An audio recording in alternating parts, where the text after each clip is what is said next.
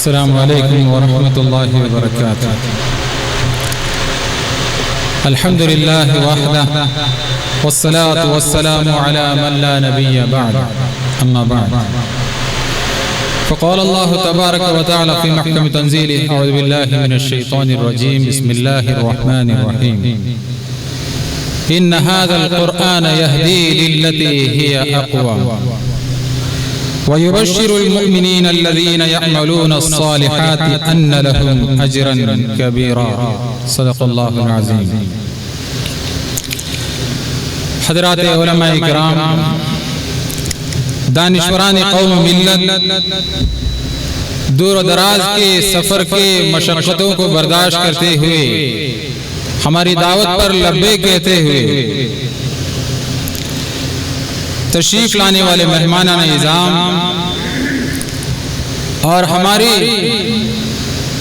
پردہ نشین خواتین، یقیناً آج ہمارے قلوب فرحت و مسرت سے شادمان ہیں۔ آج کے دن کے اس حسین منظر کو دیکھنے کے لیے ہمارے دل بے تاب تھے۔ پچھلے 2 مہینوں سے مسلسل اس کی تیاریاں ہو رہی تھی۔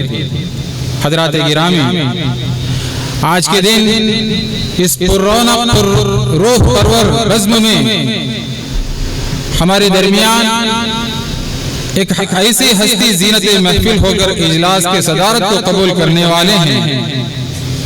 ان سے میری مراد حامی شریعت، محیی السنہ حضرت مولانا سید محمد طلحہ صاحب القاسمی دامت برکاتہ ہیں، جو موجودہ زمانے کے ولی کامل حضرت پیر ذوالفقار صاحب دامت برکاتہ کے خلیفہ اجل بھی ہیں۔